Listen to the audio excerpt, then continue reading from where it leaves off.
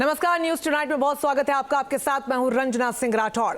News tonight में आज बात मध्य पूर्व में युद्ध की भड़कती ज्वाला की। 24 घंटे पहले तक एक दूसरे पर खतरनाक मिसाइलों और रॉकेट से हमला कर रहे हिजबुल और इजराइल ने सीज फायर का ऐलान कर दिया है। लेकिन सवाल यह है कि आखिरकार एकाएक युद्ध विराम समझौता कैसे हो गया? क्या ये ईरान पर किसी बड़े हमले की तैयारी की योजना का कहीं कोई हिस्सा तो नहीं? स्पेशल वॉर रिपोर्ट में देखिए।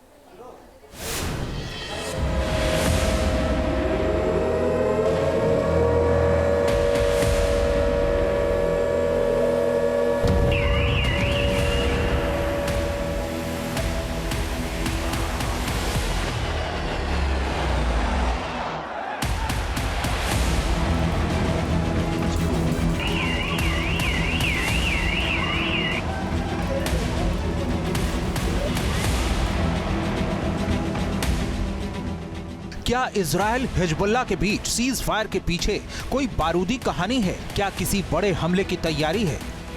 तेहरान को घुटनों पर लाने की कोई खुफिया प्लानिंग है? क्या तेहरान में होने वाला है तख्ता पलट? क्या ट्रंप और नेतन्याहू की जोड़ी ईरान में खामनेई शासन का अंत करने वाली है?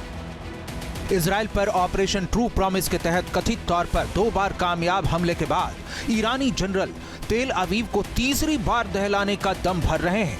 ऑपरेशन ट्रू प्रॉमिस के 3rd फेज को लॉन्च करने का दावा कर रहे हैं।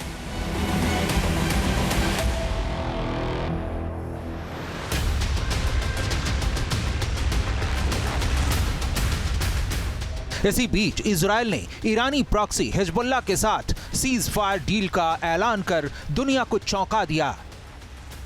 इजराइल की सरकार के तहत शीर्ष निर्णय लेने वाली संस्था इजराइल की सुरक्षा कैबिनेट ने युद्ध विराम पर मुहर लगा दी है।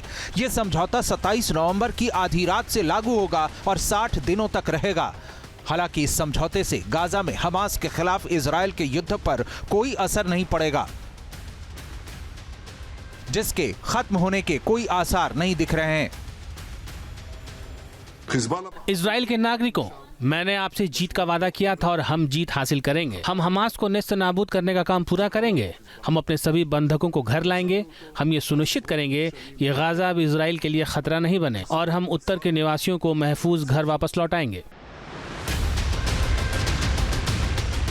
तो साफ है कि हिजबुल्लाह से हुआ समझौता अपनी जगह है, लेकिन इजराइल ईरान और उसके प्रॉक्सी मिलिशिया के खिलाफ अपने तेवर नरम नहीं करने वाला है। अमेरिका की तरफ से इजराइल को इस बात की खुली छूट दे दी गई है कि अगर हिजबुल्लाह या किसी और ने इस समझौते को तोड़ा तो इजराइल को आत्मरक्षा का अधिकार होगा। अगर हिजबुल्लाह या कोई और समझौता तोड़ता है और इजराइल के लिए सीधा खतरा पैदा करता है तो इजराइल अंतर्राष्ट्रीय कानून के मुताबिक आत्मरक्षा का अधिकार रखता है, किसी भी देश की तरह जब उस देश के विनाश के लिए प्रतिबद्ध आतंकवादी समूह का सामना करना पड़ता है।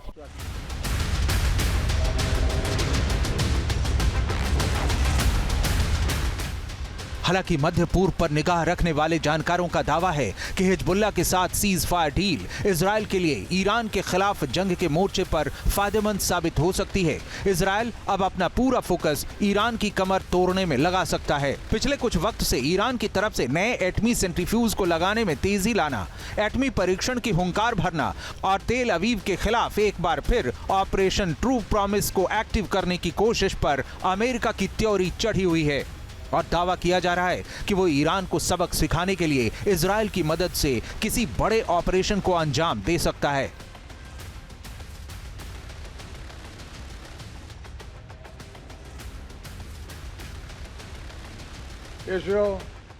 इजराइल युद्ध के मैदान में साहस दिखा रहा है। ईरान और उसके प्रॉक्सी ने बहुत भारी कीमत चुकाई है। अब इजराइल को ईरान और उसके प्रॉक्सी के खिलाफ सामरिक लाभ को एक बेहतरीन रणनीति में बदलने और इजराइल की दीर्घकालिक सुरक्षा को महफूज करने में हिम्मत दिखाना चाहिए, क्षेत्र में व्यापक शांति और समृद्धि की प्रगति के साथ।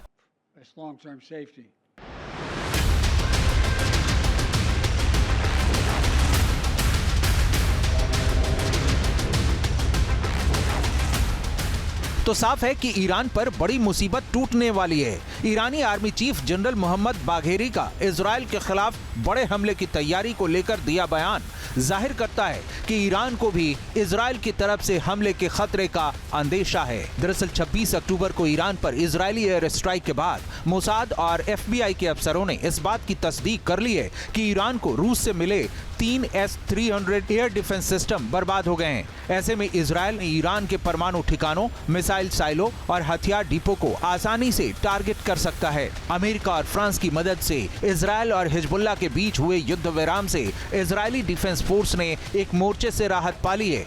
अब उसका फोकस सबसे बड़े दुश्मन ईरान पर हो गया है। न्यूज नेशन अब व्हाट्सएप पर खबरों की ताजा अपडेट के लिए न्यूज नेशन के इस QR कोड को स्कैन करें।